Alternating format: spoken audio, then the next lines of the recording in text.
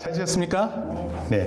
로마서 1장 16절에서 17절, 우리 두 절 말씀이니까 같이 한번 읽겠습니다. 내가 시작. 내가 복음을 부끄러워하지 아니하노니 이 복음은 모든 믿는 자에게 구원을 주시는 하나님의 능력이 됨이라. 먼저는 유대인에게요, 그리고 헬라인에게로다. 복음에는 하나님의 의가 나타나서 믿음으로 믿음에 이르게 하나니 기록된 바 오직 의인은 믿음으로 말미암아 살리라 함과 같으니라. 아멘. 한 번 더 읽겠습니다. 이거 너무 중요한 말씀이기 때문에 한 번만 더 우리 16절 17절 내가 복음을 시작. 내가 복음을 부끄러워하지 아니하노니 이 복음은 모든 믿는 자에게 구원을 주시는 하나님의 능력이 됨이라.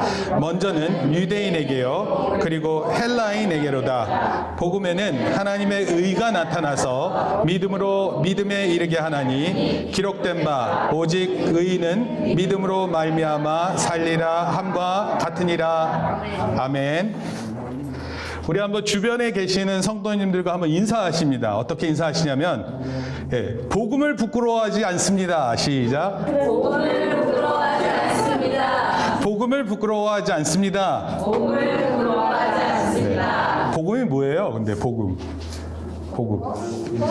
목사님 고등학교 때 개 이름이 복음이었습니다. 복음. 그래서 복음아 이렇게 부르면 친구들이 이렇게 얘기했어요. 개 이름이 뭐냐? 고구마가 뭐야? 고구마가. 저는 복음아 이렇게 불렀는데 친구들은 고구마로 들었어요. 고구마인지 복음인지. 복음이 뭡니까? 복음은 뭐 고구마 지금 생각나서 웃은 거예요? 복음은 고구마래. 복음은 좋은 소식 이런 뜻이에요. 좋은 소식. 여러분 무엇이 좋은 소식일까요? 그 내용은 우리가 다음 주부터 본격적으로 살펴보도록 하고, 오늘은 아까 말씀드렸던 것처럼 로마서 개관에 대해서 살펴보도록 하겠습니다. 이따가 제가 화면 다시 보여드리겠지만 한번 따라해 보겠습니다. 사람은 책을 만들고 책은 뭘 만들까요? 책은 사람을 만든다, 이런 표현이 있어요. 다시. 사람은 책을 만들고 책은 사람을 만든다. 근데 이 금방 제가 말했던 그 내용이 어디인지 혹시 아세요? 네, 교보문고 맞습니다. 강화문에 가면 교보문고가 있는데 교보문고에 큰 표지돌이 있어요. 거기에 그렇게 써여져 있습니다. 책은 책을 만들고가 아니라 사람은 책을 만들고 책이 사람을 만든다, 이런 뜻입니다. 왜냐하면 책을 읽으면 사람들이 이제 교양도 많아지고 그렇게 된다, 이런 뜻입니다. 네. 이게 그 교보문고 내용입니다. 네. 됐죠? 이제부터 본격적으로 시작하겠습니다. 자, 사람은 책을 만들고 책은 사람을 만든다. 참 좋은 내용이죠. 그래서 책을 좀 읽어야 돼요. 그래야지 사람이 돼요. 책을 읽지 않으면 그냥 자기 생각으로 살면 사람의 행동을 따르기보다는 다른 행동을 할 가능성이 많습니다. 감정에 치우치거나 자기 생각에 빠져서, 요즘에 이제 우리 사회에 많은 문제들이 있는데 이런 사람들은 사람의 기능을 많이 잃은 사람들의 모습들이 많아요. 동물보다 못한 사람 같고, 특히 이제 요즘에 한일 관계 있죠? 한일 관계? 네, 한일 관계에 대한 이런 모습을 볼 때도 이 참 일본의 모습이 중요하죠? 네, 그런 것도 있는데 또 우리나라의 사람들도 중요한 모습이 필요합니다. 이런 것들은 역사를 보고 역사책을 읽고, 그래서 정말 우리가 어떻게 행동해야 될지 이런 걸 좀 배워야 될 것 같아요. 자, 이거는 이제 그렇다 치고 이제 우리가 이제 로마서를 살펴보게 되는데, 성경 로마서를 강해를 시작합니다. 성경은 모두 66권의 성경책이 있어요. 그런데 이 66권 중에서 기독교 역사상 가장 많은 영향을 준 책을 꼽으라 그러면 그 책이 바로 로마서입니다.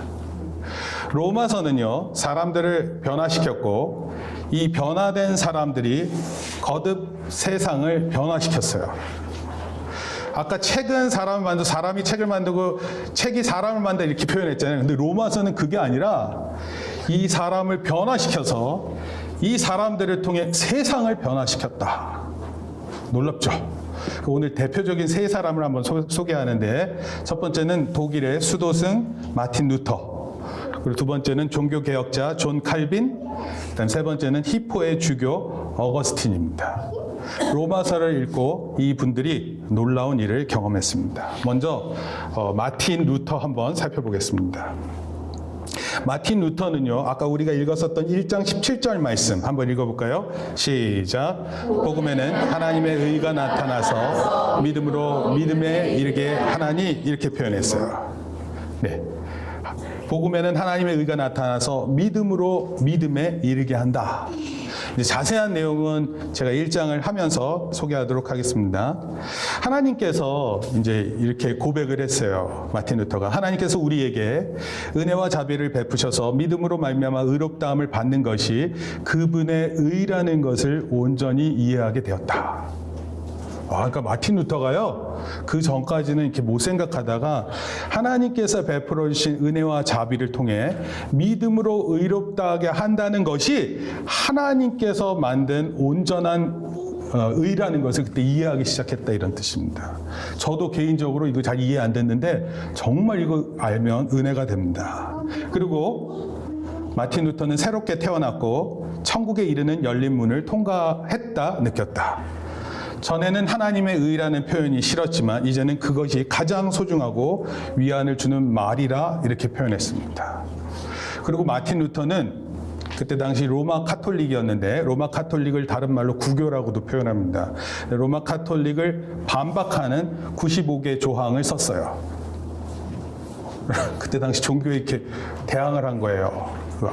그리고 95개 조항을 써서 반박문을 쓰고, 그리고 오직 의는 믿음으로 말미암아 살리라, 그 말씀 하나 붙들고 이렇게 했습니다. 많은 박해가 있었고 핍박이 있었는데 그것을 다 견딜 수 있었던 그 말씀 하나가 뭐냐? 로마서 1장 17절 말씀입니다. 다음 존 칼빈이라는 사람이에요. 종교 개혁자라고 불리는 사람입니다. 한번 읽어볼까요? 로마서는 시작. 로마서는 성경 속에 깊숙이 숨겨져 있는 모든 보화들을 찾을 수 있게 해주는 입구이다. 그리스도 안에 있는 하나님의 긍휼을 통해서만 의롭게 된다는 이 복음은 오직 믿음으로만 깨달을 수 있다. 이것이 이 책의 핵심이다. 칼빈이라는 사람이 로마서 주석을 썼는데 그 로마서 주석에 이 내용을 이렇게 적어놨습니다. 그리고 이제 4세기 때, 4세기예요. 지금부터 한 1600년 전 사람인데, 어거스틴이라는 사람인데, 이분은 히포라는 도시 이름인데, 히포라는 도시의 주교였어요. 근데 그의 젊은 시절은 아주 방탕한 생활을 했습니다. 자, 그런데 이제 첫 번째 나오는 말씀이에요. 방탕하거나 노란 색깔로 되어 있는 게 로마서 1장에 있는 말씀입니다. 한번 읽어볼까요? 방탕하거나, 시작. 방탕하거나 술 취하지 말며 음란하거나 색하지 말며 다투거나 시기하지 말고 오직 주 예수 그리스도로 옷 입고 정력을 위하여 육신의 일을 도모하지 말라. 이 말씀을 딱 읽고 어거스틴이 확 바뀌었어요. 어거스틴은요, 어머니가 계셨는데 어머니 이름이 모니카라는 분입니다. 근데 이 모니카가 어렸을 때부터 기도했어요. 여러분, 기도로 키우면 애들이 잘 돼요, 안 돼요? 안 됐어요. 완전히 막 살았어요. 술 마시는 것뿐만 아니라 이미 결혼도 안 했는데 아기가 있었어요.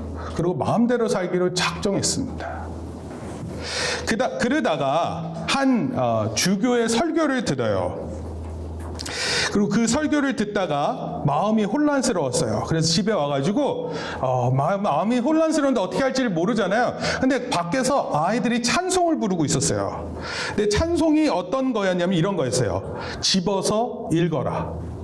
그러니까 성경책을 집어서, 집는다는 게 픽업, 줍다, 이런 뜻입니다. 그리고 읽어라. 집어서 읽어라. 그 두 번 내용이 나왔어요, 찬송에서. 그리고 어거스틴이 성경책을 펼쳤어요. 어디 성경 말씀이 나왔을까? 로마서 1장이 펼쳐진 거예요. 그리고 읽었어요. 방탕하거나 술 취하지 말며 음란하거나 호색하지 말며 다투거나 시기하지 말고 오직 주 예수 그리스도로 옷 입고 정력을 위하여 육신의 일을 위하여 도모하지 말라. 이 말씀 하나가 어거스틴을 확 사로잡았어요. 그리고 그렇게 표현했어요. 더는 읽고 싶지도 읽을 필요도 없었다. 마지막 단어를 읽자마자 모든 근심으로부터 나를 구원해주는 빛이 마음속 가득히 비치는 듯했다. 모든 의심의 그림자들이 흩어졌다. 여러분, 말씀 한 구절 한 번 읽고 그 사람이 바뀌는 일을 경험했어요. 자, 이 로마서 우리 개론이에요. 그래서 제가 이거를 꼭 한번 이제 강조를 하고 싶은 거예요.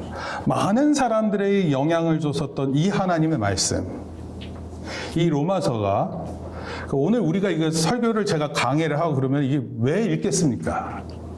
우리가 왜 성경 말씀을 듣고 읽을 것 같으세요? 다른 거 없습니다. 우리도 마찬가지로 그 변화의 대상이에요. 그러니까 따라합시다. 나는 변화의 대상입니다. 여러분, 바꿔야 되지 않아요? 여러분의 삶 바꿔야 되지 않습니까? 여러분, 안 바꾸잖아요? 그럼 자칫 잘못하면 심각해질 수 있어요. 여러분, 죄를 짓는 것에 대해서 무던해지잖아요? 무감각해지잖아요? 그럼 여러분 심각해져요. 어려서부터 게으르잖아요? 그럼 심각해집니다. 어려서부터 거짓말하잖아요? 그럼 여러분 심각해요. 교회를 다니는 것은 그 겉으로 모습으로 교회 다니는 것뿐이에요. 그 사람 마음이 어떤지는 어느 누구도 몰라요. 여러분, 그래서 제가 여러분들한테 초청하는 거예요. 우리 삶에 중요한 순간이 있다고 생각을 하시고 로마서 말씀이 우리의 생각을 바꿀 것이라 기대하세요. 하나님의 말씀이 나를 송두리째 변화시킬 것이라고 생각하셔야 돼요. 아유, 또 주일날 가면 로마서야. 이게 아니라 언제 어디서 어떤 말씀이 내 마음을 송두리째 흔들지 모른다는 기대감을 가지라는 뜻입니다. 여러분, 로마서에는 하나님의 복음 그리고 하나님의 의가 나타난다 그렇게 표현했어요. 기억하세요. 제가 봤을 때는 5학년 이상은 다 알아들을 수 있어요. 5학년 이상은. 그러니까 목사님 얘기하는 거 정말 깊이 있게 들으세요. 목사님도요, 이거 로마서 지금 최근 한 달 동안 정말 제가 로마서, 정말 로마서 많이 읽었습니다. 로마서도 읽고요. 성경 말씀도 보고, 그리고 책도 관련된 책자도 보고, 제가 진짜 저에게 있었던 모든 로마서와 관련된 책들은 다 끄집어내놨어요. 한 10몇 권 됩니다. 그래서 그걸 다 보면서 생각했어요. 어제도 밤늦게까지 책을 또 봤습니다. 밤늦게 보는 건 중요하지 않아요. 왜냐하면 중요한 것들을 읽어야 되는데 그 중요한 게 잘 안 보일 때는 참 힘들어요. 근데 그런 것들을 제가 읽고 준비한 게 이제 오늘의 설교 말씀이에요. 그러니까 여러분들 한번 잘 들어보시고 어떠한 내용들이 있는지, 오늘은 개론적이니까 한번 그렇게 살펴보도록 하겠습니다. 여러분, 로마서 말씀을 통해서 우리의 인격이 다듬어질 거예요. 인격. 우리가 더 훌륭한 인격체로 될 거예요. 그리고 우리가 변화될 것입니다. 내가 스스로 변화하는 거는 잘 안 돼요. 작심삼일하잖아요. 기껏 해봤자 한 3일 가요. 특히 이런 무더운 날은 3일은커녕 하루도 잘 안 가요. 뭘 계획을 세우면 다음부터 해야지 뭐 이런 생각합니다. 그리고 중요한 것은 이런 거예요. 우리의 마음이, 우리 영혼이 새로워질 거예요. 이럴 때 아멘 하면 얼마나 좋을까? 네, 새로워지는 거예요. 우리의 심령이 새로워지는 거예요. 그리고 무엇보다 좀 중요한 것은 말씀을 어떻게 적용할지에 대해서 저 고민할 거예요. 그러니까 제가 과거에 제가 로마서 읽었거든요. 그때가 아니라 지금 내가 이 로마서를 통해서 어떻게 적용해야 될지를 생각할 것입니다. 그리고 로마서를 통해서 어떻게 말씀을 살아내는지에 대해서 또 경험할 거예요. 그것이 어쩌면 저의 목표, 제가 이렇게 목표를 삼은 거예요. 로마서를 읽기 전에 마음으로. 그리고 우리 교회의 목표가 되고, 여러분, 제가 이런 목표를 가지면 여러분 저와 같이 가셔야 돼요. 따로 가시면 안 돼요.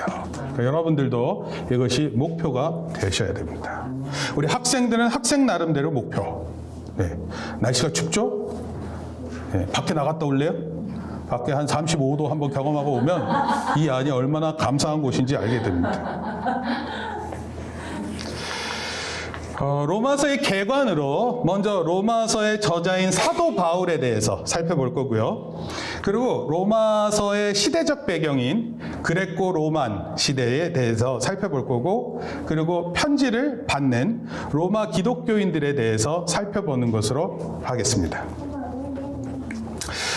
그리고 제가 좀 부탁드리고 싶은 것은 여러분들께서 로마서 설교를 듣기에 앞서서 준비해야 될 게 있어요.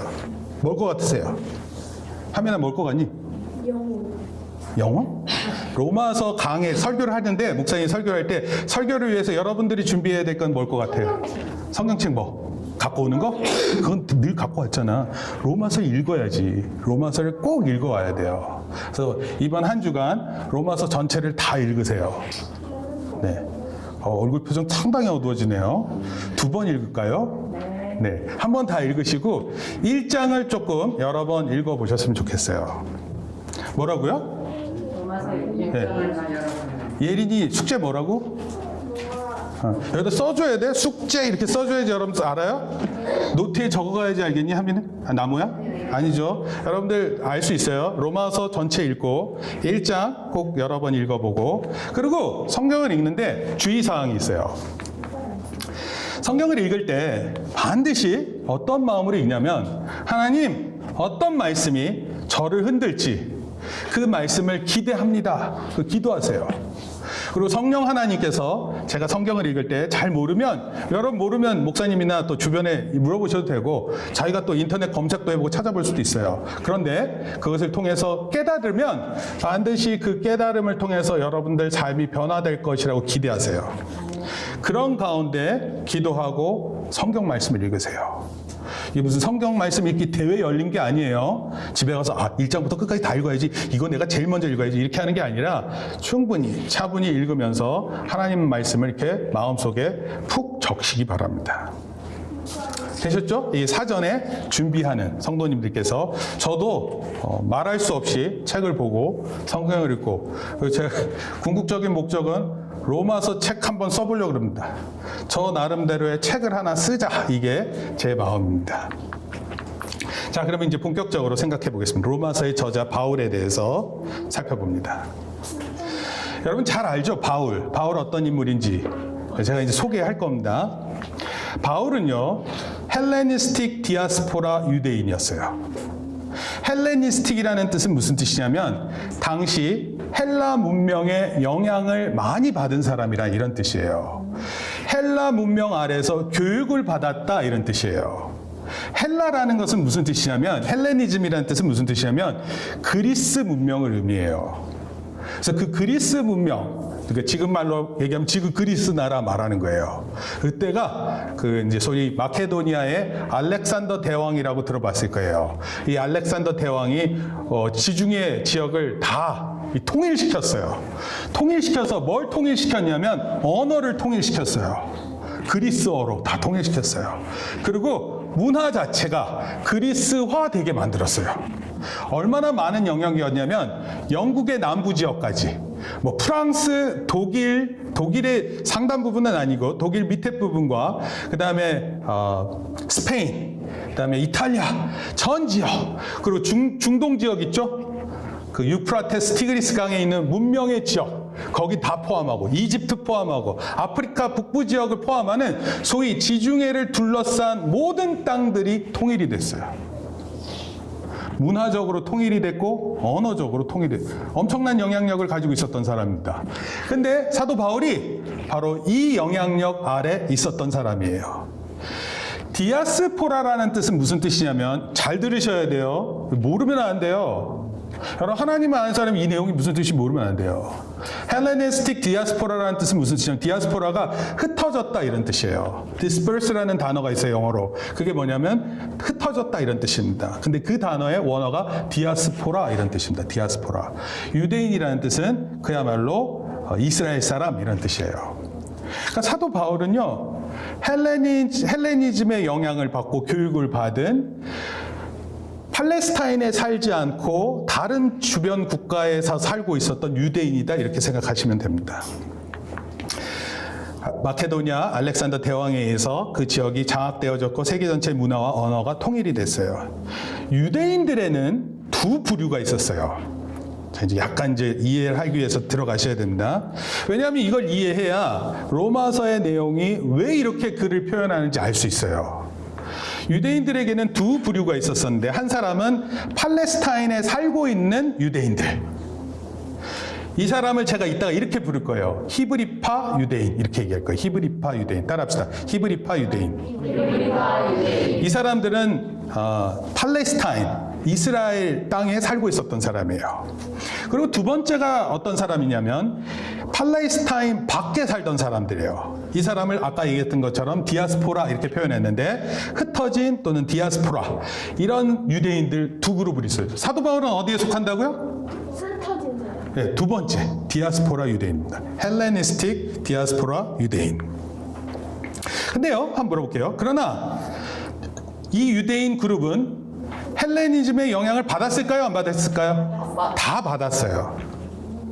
여러분, 우리가 만약에 일본의 식민 지배를 받게 되면 일본의 식민 지배를 받아요, 안 받아요? 받죠.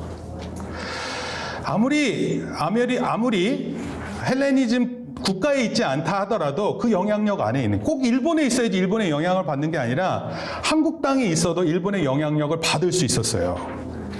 그런데 여러분, 이 헬레니즘을 이제 사도 바울이 편지를 쓸 때는 언제냐면 로마 시대예요. 로마 시대. 그러니까 헬레니즘, 그리스 시대를 넘어가서 로마 시대 때 지금 글을 쓰는데, 이 로마 제국은요, 헬레니즘의 문화와 예술, 신화와 전통을 너무 좋아했어요. 그래서 우리 이런 표현하죠. 그리스 로마 신화. 들어봤어요? 왜 그리스 로마 신화예요? 로마가 그리스가 가지고 있던 그 신화가 너무 좋아서 자기네 거로 만들었어요. 그래서 말도 다, 신 이름도 다 바꿨습니다. 로마식 표기로. 그래서 그걸 다른 말로 뭐라고 표현하면 그레코 로만 이렇게도 표현합니다. 그레코 로만. 한번 따라해 볼까요? 그레코 로만. 그 뭐라 그러죠? 올림픽에 가면은 그레코 로만식이라는 게 있어요. 그레코 로만식. 레슬링의 그레코 로만식인데, 그레코 로만은 상체만 사용할 수 있습니다. 근데 그거는 올림픽 전통으로 그리스가 그렇게 유래한 거예요. 그래서 종종 그레코 로만, 그리고 그레코 로마가 가지고 있었던 많은 원칙들, 법들, 이런 것들은 지금도 영향력을 줘요. 여러분, 우리가 지금 갖고 있는 헌법 있잖아요. 이 헌법은 어디에서 왔냐면 일본이 가지고 있었던 헌법에서 많이 유래됐어요. 일본법은 어디서 유래됐느냐? 독일법에서 유래됐어요. 독일법은 어디에서 유래됐느냐? 로마법에서 유래됐습니다. 그러니까 어떻게 보면 모든 법들은 다 로마로 가게 돼 있어요. 여러분, 이제 좋은 아파트에 사시죠? 좋은 아파트 가면은 이 벽에 문양들이 막 있어요. 이렇게 만약에 이렇게 벽에 기둥이 있으면 기둥도 아주 멋있어요. 우리 집에는 그런 게 없어요. 그런데 이제 좋은 집에는 그런 게 있는데, 근데 그런 좋은 집의 문양들은 다 어떤 형태로 돼 있냐면 그레코 로만식으로 돼 있습니다. 네, 그레코 로만식. 그 종류도 여러 가지예요. 근데 아직도 그 영향력이 있어요. 문화적으로, 정치적으로, 법적으로, 법률적으로. 자, 그런 영향을 받았다 그래서 존 바클레이라는 분이 유대인을 세 부류로 구분했어요. 한번 보세요. 그러니까 유대인들의 헬레니즘이 막 영향을 주니까 어떤 세 부류가 있었는지 한번 볼게요. 첫 번째는 헬레니즘의 적대적인 사람들이 있었어요. 우리의 문화를 다 파괴시킨다. 우리의 언어를 파괴시킨다. 그래서 그것을 아주 싫어했습니다. 반대할 만하죠? 두 번째는 어느 정도 동화된 그룹이 있었어요. 야, 이거 헬레니즘 영향력이 크구나. 이거 해야지. 그리고 세 번째는 상당히 동화된 그룹이 있어요. 한번 물어볼게요. 만약에 한국에서 살다가 미국 가서 살면, 만약에 보성이가 미국 가잖아요? 그럼 보성이가 20살 때 한국말을 잘할까요? 영어를 잘할까요? 영어밖에 안 해요. 한국말 쓰는 거 창피할 수 있습니다. 네. 엄마가 막 이렇게 길거리에서 만나서 엄마가 보성아! 이러잖아요. 그럼 막 창피해가지고 막 도망갈 수 있어요, 보성이가. 왜 그러냐면 한국적 사고방식을 좋아하지 않을 수 있어요. 이해되세요? 아니, 물론 대한민국에서도 갑자기 시장길에서 최유진 집사님이 수인아! 하고 소리 지르면 수인이가 막 창피해서 도망갈 수 있을지도 몰라. 그렇죠? 근데 이게 세대가 다른 것도 있지만 언어가 다르고 문화가 다르다라는 것에 의해서 이렇게 세 부류의 사람들이 있었대요. 유대인들이. 한 사람은 적대적인 그룹, 어떤 사람들은 헬레니즘에 대해서 상당히 동화된 사람들, 어떤 사람은 부분적으로 동화된 사람들, 이런 사람들이 있었다고 합니다. 자, 잘 기억하셔야 돼요. 지금 이게 다 로마서에 관련된 내용이에요. 유대인들이 헬레니즘의 영향을 받더라도 포기하지 않은 두 가지가 있어요. 뭘 것 같습니까? 로마서? 네. 하민아, 무조건 툭 던지지 마. 생각해. 생각해야 돼. 유대인들이 헬레니즘의 영향을 받더라도 포기하지 않은 두 가지. 하나는 따라합시다. 유일신론. 우리나 집중해야 돼. 유일신론. 유일신이 뭐예요? 유일한 신. 신은 한 분밖에 없다 이런 뜻이에요. 그 반대말이 뭐냐면 다신론이에요. 다신론. 다신론은 뭐냐면 신이 많다 이런 뜻이에요. 로마에는 신이 많아요, 적어요? 많아요. 야, 그리스 로마 신화 몰라? 신화들 보면 거기 신들 아니야, 다. 제우스 신에다가 몰라요? 그러니까 그리스 로마 문화는 다신론을 얘기하잖아요. 그런데 그 영향력 안에서 유대인들은 하나님은 한 분이시다. 우리 여러분 성경학교 여호와만 참 하나님 이렇게 생각했어요. 이거 포기하지 않았어요. 두 번째, 율법 준수. 율법 준수하니까 무슨 교통법규 지키고 이러는 걸로 생각하지 말고 여기서 말하는 율법은 다른 말로 따라합시다. 토라. 토라가 뭐예요? 율법. 근데 그 토라는 다른 말로 모세오경을 얘기해요. 특히 레위기. 레위기 읽어본 사람? 네. 네, 손 내리세요. 레위기, 네, 얘기하세요. 너 잘했어. 너 생각보다 잘했어. 뭐라고? 아, 제사하는 법 나와요. 맞아요. 제사법에 대해서 나와 있는. 여러분, 거기 레위기에서 나와 있는 그 제사법뿐만 아니라 창세기, 출애굽기, 레위기, 민수기, 신명기까지 이루어지는 그 내용 안에 있는 그 내용들을 다 율법이라고 생각했고 그것을 지키는 것을 포기하지 않았어요. 이해되셨어요? 율법 준수하니까 무슨 도로교통법 지키고 이러는 게 아니에요. 그걸 얘기하는 게 아니라 그 성경 말씀에 나와 있는 율법을 지켰다 이런 뜻입니다. 이 두 가지를 포기하지 않았어요. 아무리 헬레니즘의 영향이 강했다 하더라도 하나님은 한 분이더라는 생각하고 그 다음에 하나님의 말씀 율법을 내가 포기하지 않는다. 이것을 가지고 있었습니다. 자, 그러면 사도 바울에 대해서 지금 우리가 보고 있었어요. 사도 바울은 어떤 부류의 유대인이었을까요? 지금 얘기한 게 많으니까 좀 헷갈리는데 지금 정리해드릴 거예요. 사도 바울은요, 당시 팔레스타인에 살고 있었던 유대인처럼 문화적, 정치적인 측면에서 이방 사람들과 자신을 구분했어요. 그러니까 유대인으로서 아주 강한 유대인이었어요. 정치적으로, 문화적으로. 헬레니즘에서 태어났는데 로마 도시국가에서 태어났어요. 근데 이 사도 바울이 어떤 생각을 갖고 있냐면 유대인처럼 사고를 갖고 컸어요. 유일신 사상, 그다음에 율법을 지키는 거. 그래서 사도 바울은 율법을 지키는 거에 있어서는 타의 추종을 불허했어요. 목사님 보세요. 여러분 하나님 믿을 때 나보다 더 하나님을 잘 믿는 사람이 있으면 여러분 어떤 마음 들어요?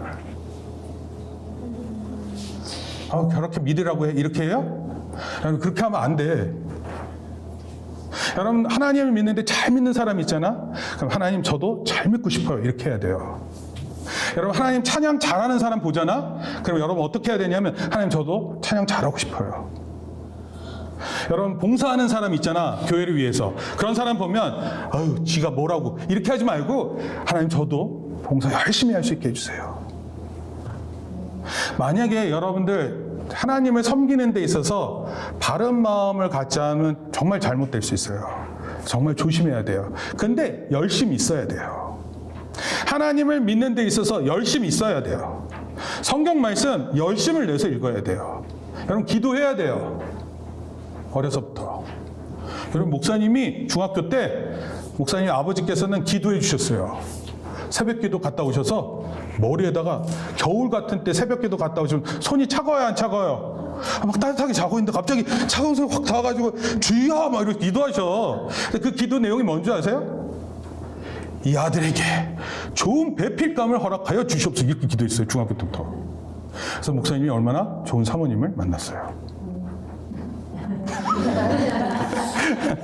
다들 아니라고 생각해도 좋아요. 전 그렇게 생각해요. 여러분, 기도 중요한 거예요. 정말 중요한 거예요. 그 집사님 혹시 새벽에 들어오시면 주찬이 머리에 손 대고 주여 이 자식 안 듣는 것 같잖아요. 기도할 때 다 들립니다. 다 들립니다. 특히 반복하시면 다 들려요. 나쁜 습관을 끊게 해주세요. 계속 기도하세요. 그러면 그게 그 아이 머리에 확 들어갑니다. 어찌됐건 율법을 지키는 데 있어서는 다른 누구가 지키는 것보다 사도 바울이 지키려고 애썼어요. 그런데 사도 바울의 특징이 뭐냐면 헬라의 교육을 받고 자랐어요. 그러니까 언어를 이중 언어를 하는 거예요. 히브리어도 하고 헬라어도 하고. 한국에서 태어나 근데 미국 교육을 받고 자랐어요. 한국적이면서 또 미국적이에요. 여러분, 요즘에 이런 사람 얼마나 중요한지 알아요? 얼마나 필요한지 아세요? 특히 이 외교, 정치적으로 말 잘할 뿐만 아니라 외교적으로 말 잘할 때는 한국말보다 영어가 훨씬 설득력이 있잖아요. 그래서 여러분, 그 설득하는 거예요. 그런 능력이 있어야 돼요. 기껏 해봤자 내가 좋아하는 건 이러면 안 돼요. 제가 좋아하는 걸 알게 돼서 이런 설명이 아니라 다른 사람을 아우르고 포용하고 무엇보다도 복음을 전하려면 실력이 있어야 돼요. 근데 사도 바울은 그런 두 가지 언어, 두 가지 문화 안에서 그 모든 것을 골고루 갖고 있었어요. 바울은요, 길리기아 성이라는 대도시예요. 타르수스라는 데는 다소라 그랬는데 다소 출신이에요. 로마 시민권을 가지고 있었습니다. 여러분, 당시 로마 제국의 로마 시민권, 이거는 끝난 거예요. 로마 시민권은요, 바울이 단순히 유대인뿐만 아니라 세계 시민을 대표하는 로마인이었다라는 뜻이에요. 헬라어, 히브리어에 능통했어요. 동시에 바울은 율법을 지키고 유일한 하나님을 믿는 데 있어서 바리새파에 소속돼 있었고 힐렐 학파라는 데가 있었는데 힐렐 학파, 동년배 그룹 중에서 제일 빨랐어요. 여러분, 요즘에 한참 그 검찰총장 얘기 나오면서 그 검찰 기수에 대한 얘기 나오죠. 기수 중요해요. 근데 그런 기수 사도 바울 때 있었는데 그때 사도 바울이 최고로 높았습니다. 팔레스타인 유대인, 히브리파 유대인, 팔레스타인 밖에 있는 유대인, 헬라파 유대인이었어요. 그러니까 어떻게 보면은 바울은 팔레스타인 밖에서 태어난 사람이라서 원래 헬라파 유대인인데, 근데 바울은요 헬라파 유대인이 아니었어요. 아주 강력한 히브리파 유대인이었습니다. 그러니까 문화를 그런 걸 다 받으면서도 그러니까 이렇게 생각하면 돼요. 미국에서 교육을 받는데 가장 한국적인 사람 이렇게 생각하시면 돼요. 바울은 이 두 가지를 다 풍요롭게 가지고 있었습니다. 자, 헬라파 유대인, 히브리파 유대인 차이점이 있어요. 이것도 좀 중요한 내용입니다. 사도 바울이 이해하는 데 있어서 헬라파 유대인들은요 율법이 없는 복음을 전파했어요. 조금 어렵죠? 이게 중요한 내용입니다. 헬라파 유대인들은 히브리파 유대인들은 율법을 잘 지키는 거에 있어서 넘버원인 사람들 아니에요. 근데 헬라파 유대인들은 율법 자체보다는 예수 그리스도에 대한 복음을 더 중요시 여겼어요. 그래서 이러한 내용이 헬라파 유대인으로부터 나타났는데 그러나 히브리파 유대인들은 율법을 중요시 여겼어요. 그래서 그 이유 때문에 헬라파 유대인들을 싫어했어요. 왜 니네들은 이렇게 율법을 안 지키니? 이런 말 많이 나와요. 서신서에, 바울 서신서에. 한번 물어볼게요. 바울에게 영향을 준 그룹은 누구일까요? 헬라파 유대인들일까요? 히브리파 유대인들일까요? 히브리파 유대인처럼 보이지만 사실은 로마서의 내용을 살펴보면 헬라파 유대인의 근거가 훨씬 많습니다.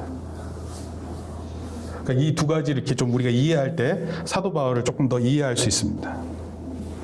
헬라파 유대인의 가르침이 뭐였냐면 율법이 없는 가운데 복음을 선포하는 거예요. 그리고 그 가르침이 사도 바울의 모든 서신서에 다 드러납니다.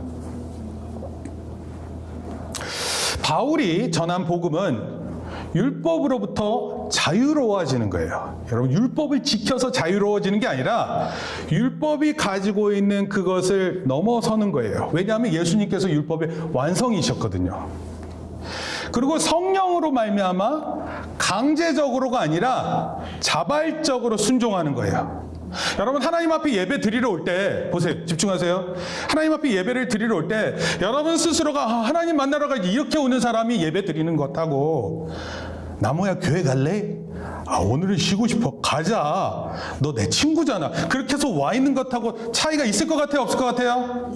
있어요. 자발적으로 하나님 앞에 나오는 사람하고 친구 따라가는 것하고 다르단 말이에요. 나무가 그렇다는 뜻은 아니야. 우리 나무 얼마나 혼자서 하나님 예배하러 나오는지 몰라요. 제가 잘은 모르지만 우리들 가운데 혼자서 나오는 사람들 있잖아요. 혼자 누굽니까? 호윤이, 나무, 그리고 여기 주원이, 서윤이, 학생들 많아요. 그렇죠? 그런 친구들요. 한번 얘기하잖아요. 그러면 안에 중심에 뭐 있어요. 왜 교회 나오는지 이유가 있다니까요. 뭐 친구 따라 교회 간다 이런 게 아니에요. 저는 종종 그런 때가 있습니다. 애들을 보면 얘가 왜 교회를 나올까 이런 생각이 들 때가 있어요.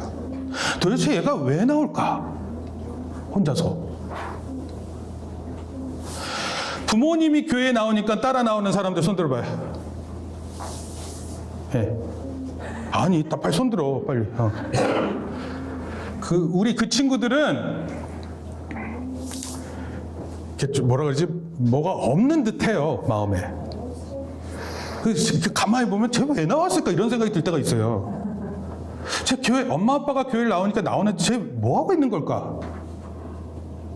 이러는 때가 목사님 솔직히 있다니까. 목사님도 부모님이 교회를 나오셨어. 근데 목사님 부모님은 딴 교회 가셨어. 목사님 교회 딴 교회를 다녔고요. 그래서 목사님은 부모님 때문에 교회를 나가는 게 아니라 내 마음으로 교회를 나갔고 친구가 좀 있었어요. 친구들은 대부분 노는 것과 관련된 친구지 신앙과 관련된 친구는 별로 없었어요.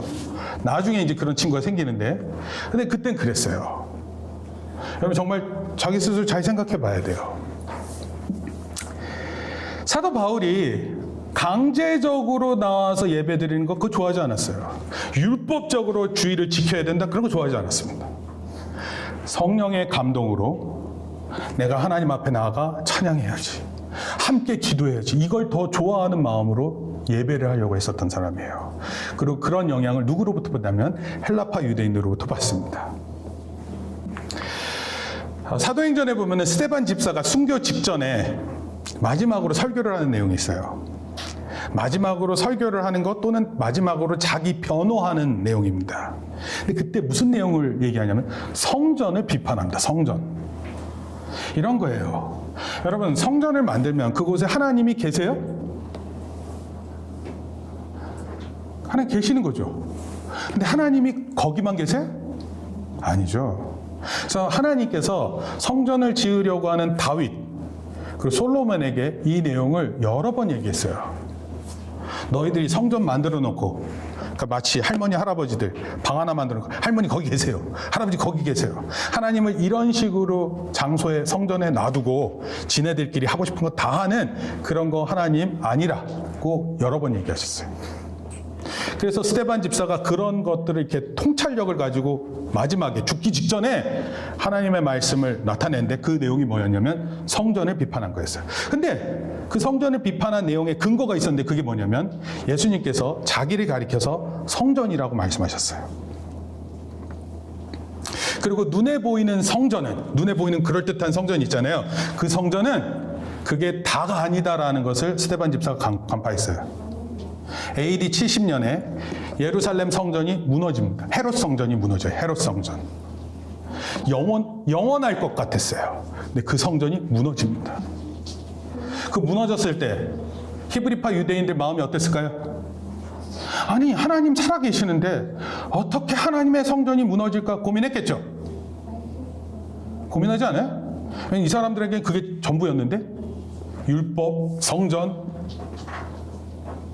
근데 그때 스데반 집사님은 이미 이걸 알고 있었어요. 예수님이 말씀하셨던 걸 통해서. 그런데 히브리파 유대인들은 이 성전을 중심으로 있었어요.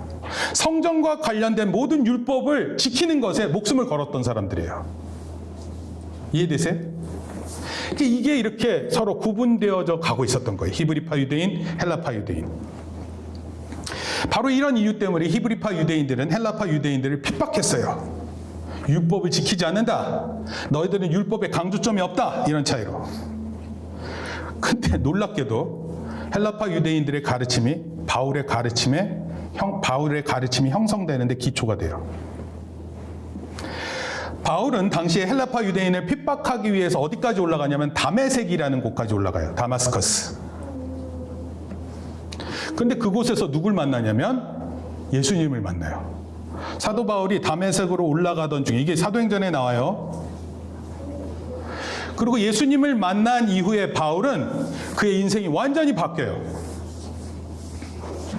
그러니까 여러분 성경 말씀을 읽고 예수님을 만나서 여러분 인생 바뀔 수 있어요.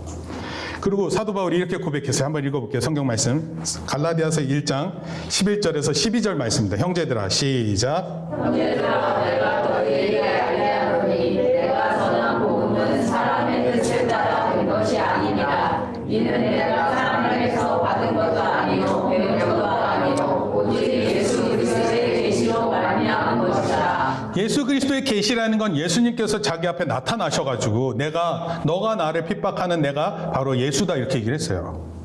그때 얼마나 사도 바울이 놀랬겠어요. 예수님을 만난 후에 바울은 히브리파 유대인으로 큰 고민 가운데 있었어요. 그리고 결론적으로 자기의 생각을 정리했어요. 그리고 정리한 후에 나온 내용이 이거예요. 따라합시다. 예수님이 그리스도이시고 예수님이 그리스도라는 사실을 분명히 알았어요. 그리고 예수님은 두 번째 아담으로 인류를 대표해 십자가에서 죽으셨다. 이 두 가지를 깨달았어요. 아멘. 그러니까 사도 바울이 히브리파 유대인으로 헬라파 유대인들을 막 핍박했거든요. 너희들 왜 이렇게 율법 안 지키니? 너희 왜 유일 신상이 이렇게 흔들리니? 그래서 그것 때문에 막 핍박을 했는데 예수님 만난 뒤로 확 다 바뀌었어요. 예수님이 그리스도시다. 그리고 예수님은 두 번째 아담으로 우리를 위해 십자가에서 죽으셨다. 이걸 깨달은 거예요. 그래서 어떻게 되냐면 그 후에 제자들과 이 내용들을 서로 교류했어요. 그래서 서로 확인했습니다. 그리고 자신은 나의 사명은 헬라파 유대인들에게 복음을 전해야 한다. 헬라파 유대인을 다른 말로 이방인 이렇게 생각하면 돼요. 그리고 그렇게 자기 사명을 확실하게 확 잡습니다. 여러분 예수님 만나잖아요. 사명이 생기는 거예요. 힘없이 살아가는 그리스도인이 되면 안 돼요. 없어도 꿈이 있는 거예요. 지금 내가 약하지만 강한 것을 바라보는 거예요. 그런 소망을 예수님을 만나고 경험하는 것입니다. 사도행전 9장 6절 15절까지 보면 요약해서 제가 써놨는데 너는 일어나 시작. 너는 일어나 시대로 들어가라. 내가 행할 것을 내게 이를 자가 있느니라. 주께서 이르시되 가라. 이 사람은 내 이름을 이방인과 임금들과 이스라엘 자손들에게 전하기 위하여 택한 나의 그릇이라. 사도 바울을 이 내 이름을 이방인과 임금들과 이스라엘 자손에게 전하기 위해 택한 나의 그릇 이렇게 얘기를 했어요. 여러분들은 어떤 그릇이에요? 여러분들은 하나님께서 어떤 그릇으로 만든 것 같습니까? 그냥 대충 살다가 가는 그릇인 것 같아요. 여러분 하나님께서 분명히 여러분들을 만드신 이유, 목적이 있어요. 이거 어디서 발견되냐면 복음 안에서 발견돼야 돼요. 사도 바울만 그걸 찾는 게 아니라 우리도 분명하게 찾아내야 됩니다. 바울은 다메섹으로 올라가다가 예수 그리스도를 만났고 복음을 깨달으면서 동시에 사명, 인생의 목적도 받게 되는 거예요. 바울이 다메섹 사건으로 깨달은 게 6가지가 있는데 제가 빨리 한번 전해볼게요. 한번 읽어봅시다. 예수 그리스도는 시작. 예수 그리스도는 십자가에서 죽으셨지만 죽지 않고 살아계십니다. 네, 이렇게 알았어요. 예수님께서 십자가에 죽고 끝난 게 아니라 예수님 십자가에서 죽으셨지만 지금도 살아계신다. 이렇게 분명히 믿었어요. 왜냐하면 다메섹 도상에서 예수님 만났잖아요. 살아계신 예수님 만난 거 아니에요. 두 번째.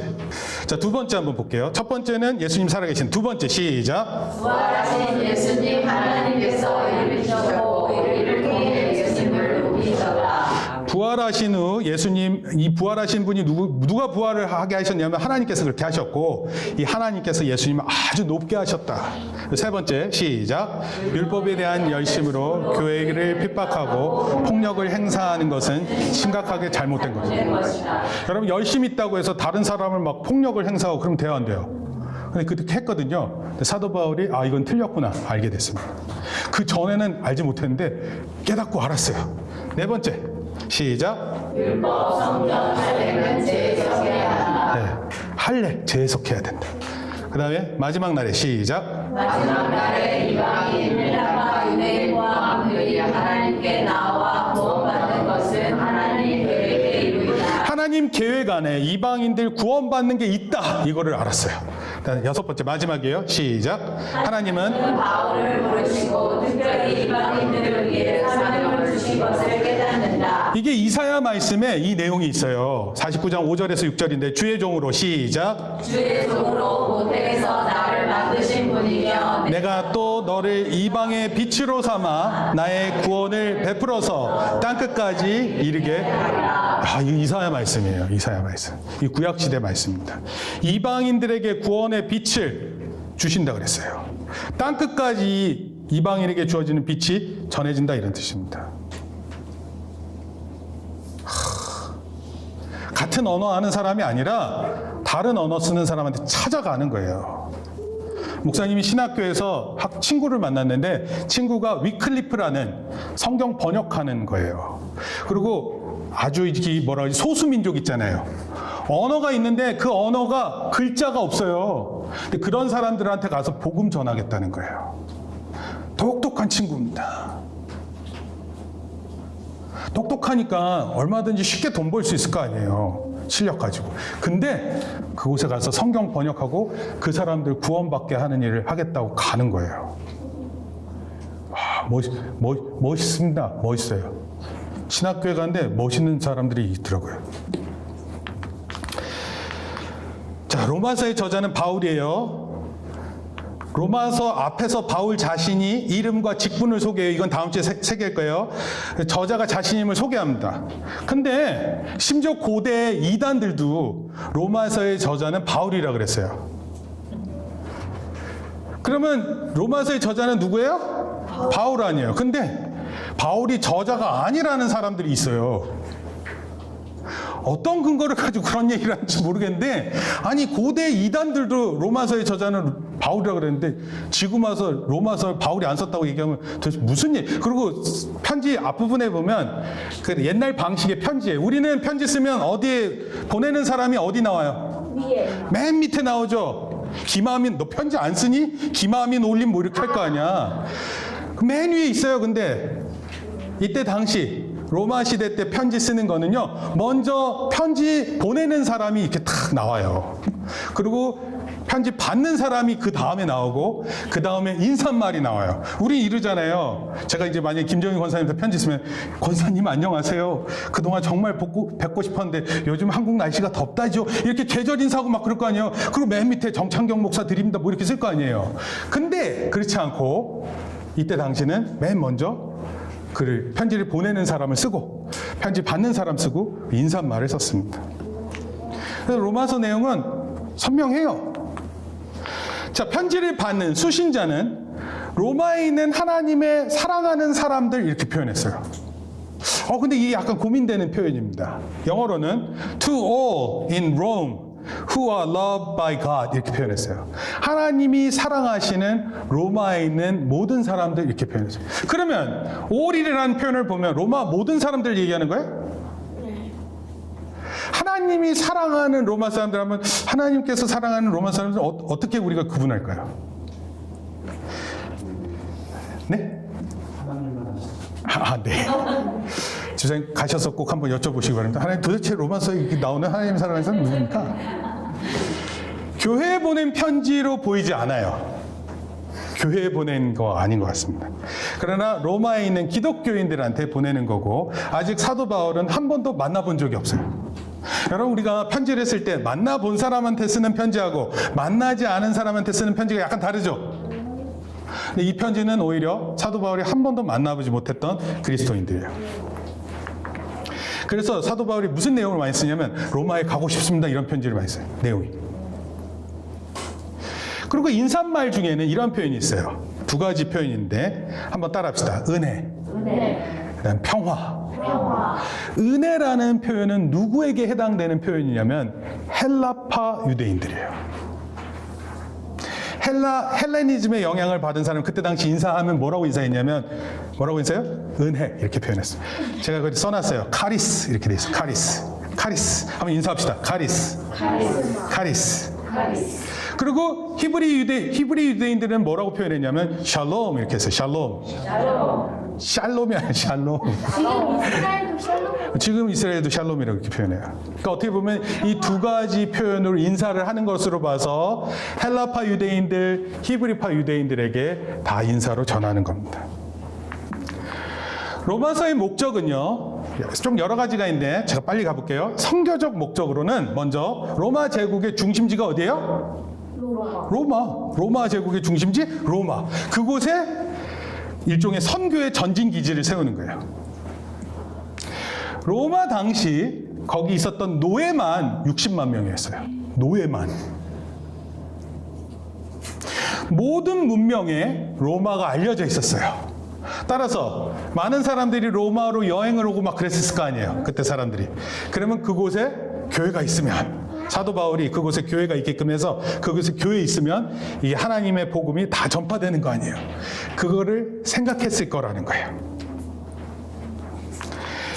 바울이 로마서 15장 30절 32절에 이렇게 표현하고 있어요. 형제들아, 시작. 형제들아, 내가 우리 주 예수 그리스도와 성령의 사랑으로 말미암아 너희를 권하노니 너희 교회에 나와 힘을 같이하여 하라. 나를 위하여 하나님께 빌어 나로 유대에서 순종하지 아니하는 자들로부터 건짐을 받게 하고, 또 예루살렘에 대하여 내가 섬기는 일을 성도들이 받을 만하게 하고, 나로 하나님의 뜻을 따라 기쁨으로 너희에게 나아가 너희와 함께.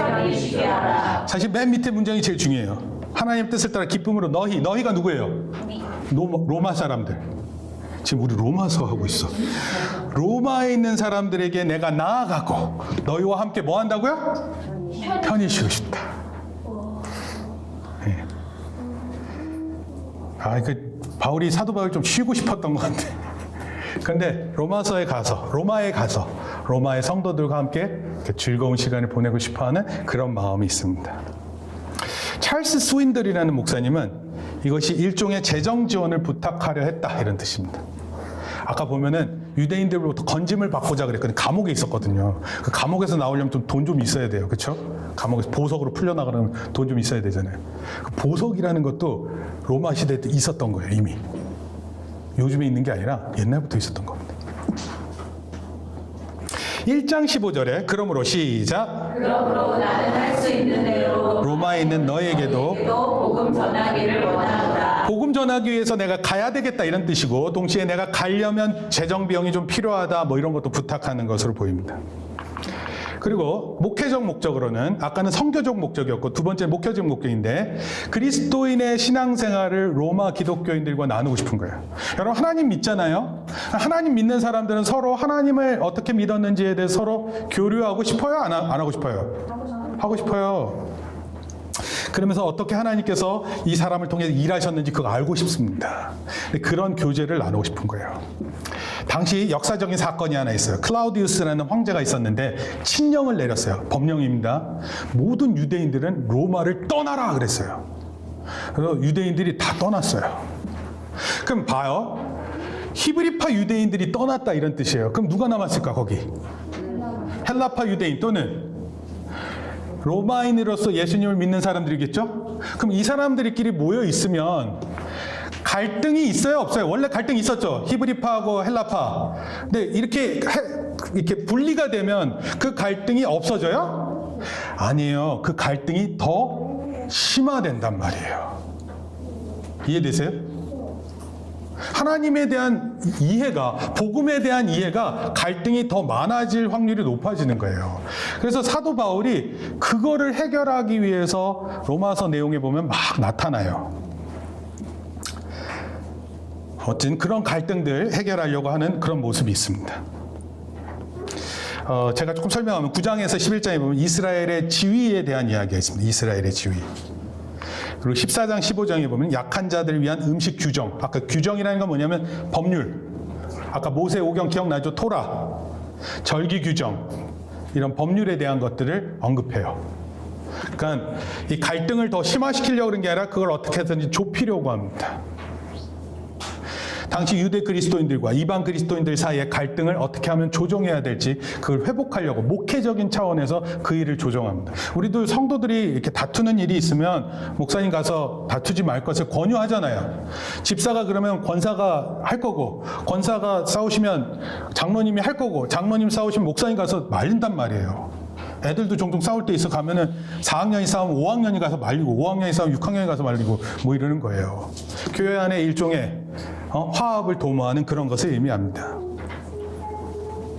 그리고 또 다른 목적은 변증적 목적이라 이렇게 표현하는데, 로마 그리스도인들에게 전하는 복음이 얼마나 절실한지. 왜냐하면 당시 로마 시대를 살아가는 로마인들은 자부심이 컸을까요? 낮았을까요? 네, 어마어마하게 컸겠죠? 나는 로마 시민입니다. 그러면 그거 대단한 거였단 말이에요. 그런데 그 사람들에게 복음이 절실하다라는 것을 설명하려면 복음에 대해서 잘 전해야 되겠죠. 이런 걸 가리켜서 변증한다 이렇게 얘기해요. 변증. 제가 전공한 게 변증법입니다. 변증법. 그래서 제가 이거, 여러분 잘 산다고 해서 그 사람한테 구원이 안 필요한 게 아니에요.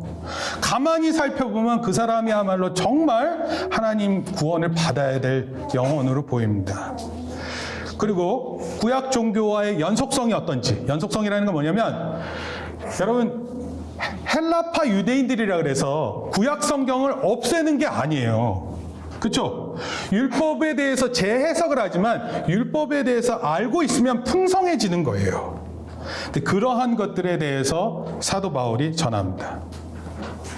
특별히 제가 요거 한 가지 꼭 말씀드릴게요. 로마서 1장 5절과 16장 26절에 나오는 이 표현이 있어요. 한번 따라해 볼게요. 믿음의 순종. 믿음의 순종. 여러분 이거 약간 어려운 표현이에요. 믿음의 순종. 믿음은 알잖아요. 믿음. 근데 믿음의 순종 이 표현을 하는데 성경 말씀 한번 읽어볼게요. 먼저 1장 5절 시작. 그로 말미암아 우리가 은혜와 사도의 직분을 받아 그의 이름을 위하여 모든 이방인 중에서 믿어 순종하게 하나니. 여러분 믿으면 하나님의 말씀에 순종하는 사람이래요. 근데 이걸 믿음의 순종 이렇게 표현했어요. 그리고 16장 26절에 보면 다시 읽습니다. 시작. 이제는 나타내신 바 되었으며 영원하신 하나님의 명을 따라 선지자들의 글로 말미암아 모든 민족이 믿어 순종하게 하시려고 알게 하신 바 따라 된 것이니 이렇게 돼 있어요. 모든 민족이 믿어 순종한다. 믿음의 순종. 기억해야 돼요. 맨 처음과 맨 마지막에 이 표현을 하고 있어요. 사도 바울이. 여러분 시작과 마지막에 로마 이방 기독교인들에게 요구한 게 뭐냐면 믿음의 순종이었어요. 여러분 하나님을 믿는다 그러면서 교회를 다닌다고 하면서 하나님을 불순종하는 사람이 얼마나 많은지 아세요? 근데 로마 교인들한테 믿음의 순종을 요구했어요. 이건요 우리에게도 오늘 요구하는 거예요. 이것이 우리 삶의 전환점을 가져올 거예요. 이 믿음의 순종. 복음이 우리 삶을 송두리째 바꿀 거예요. 그리고 로마서는 바로 이 복음의 정수를 보여주고 있어요. 결국 많은 그리스도인들에게 영향을 끼칠 것이고 그 사람을 통해서 역사를 바꿀 거예요. 우리 교회에서 딱 한 사람만 나오면 돼요. 네? 역사를 바꾸는 한 사람. 하나님 말씀이 나의 인생을 송두리째 변화시켜서 이것이 나의 사명이라고 생각하고 그것을 향해서 나가는, 그리고 역사를 변혁시키려고 나가는 그런 한 사람 필요합니다. 로마서 주제 말씀 우리가 읽었었던 본문 말씀입니다. 다시 한번 읽습니다. 내가 복음을 시작. 내가 복음을 부끄러워하지 아니하노니 이 복음은 모든 믿는 자에게 구원을 주시는 하나님의 능력이 됨이라. 먼저는 유대인에게요. 그리고 헬라. 자, 이 말씀이 무슨 뜻인지 알겠죠? 먼저는 유대인 누구예요? 히브리파 유대인. 헬라인 누구예요? 헬라파 유대인 얘기하는 거예요. 복음에는 시작. 복음에는 하나님의 의가 나타나서 믿음으로 믿음에 이르게 하나니 기록된 바 오직 의인은 믿음으로 말미암아 삶과 같으니라. 자, 결론적으로 말씀드립니다. 찰스 스윈들 목사님이 로마서를 읽으면서 은혜 받지 못하는 세 가지를 썼더라고요. 로마서를 읽으면서 은혜 받지 못하는 세 가지예요. 그래서 저는 이걸 줄여서 두 가지로 만들었어요. 그러니까 아무리 봐도 첫 번째하고 세 번째 같은 것 같아서 제가 정리했습니다. 자, 첫 번째 시작. 로마서를 지루하고 답답한 논리적 신학적 내용이라 생각하면서 읽으면 로마서의 절반을 놓친다. 아, 왜 이렇게 내용이 딱딱해? 재미없어. 이러잖아요? 그럼 로마서 반을 잃은 거예요. 두 번째 시작. 로마서는 로마인을 위한 편지다. 그래서 로마서를 하나님께서 나를 위해 쓰신 편지라고 생각하지 않고 있는 자라면 로마서의 전부를 놓친다. 네. 은혜 받지 않는 두 가지 방법에 대해서 은혜 받는 방법 설명해야 된대. 아, 근데 종종 이런 반대되는 표현은 우리를 생각하게 만들어요. 이건 절대로 딱딱한 이야기 아닙니다. 그리고 이건 절대로 로마인을 위한 내용이 아니에요. 우리를 위한 하나님의 말씀입니다. 예수님을 통해 바울을 만나는가? 바울을 통해 예수님을 만나는 건가? 어느 것 같으세요? 우리 인생은, 여러분 인생은 어떻게 된 것 같아요? 예수님을 통해 바울을 만나는 것 같으세요? 바울을 통해 예수님을 만나는 것 같습니까? 바울을 통해 예수님. 예, 많은 사람들은 후자예요, 후자. 바울을 통해 예수님을. 제가 로마서 이 책을 보는데 도올 김용옥 교수가 로마서 강의를 썼습니다. 저 생각보다 은혜를 약간 받았어요. 예. 그리고 도올 김용옥 교수가 상당히 박식합니다. 예, 기독교에 대해서 모르지 않습니다.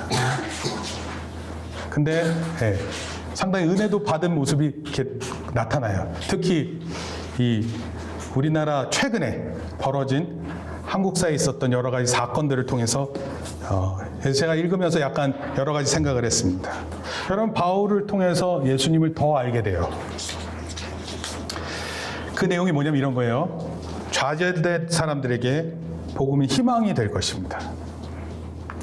어둠에 있는 자들에게는 빛이 될 거예요. 그 방향을 알지 못하는 우리 청소년, 내비게이션이 될 거예요. 아, 내가 어떻게 살아야 되는구나. 성경 읽으세요. 그 기도하세요. 현재 대한민국 정치적, 외교적, 경제적으로 위기입니다. 여러분들에게 감히 말씀드릴 수 있어요. 로마서가 이 위기 가운데 희망이 될 것입니다. 국가의 문제뿐 아니라 우리 삶의 문제에 해답을 줄 거예요.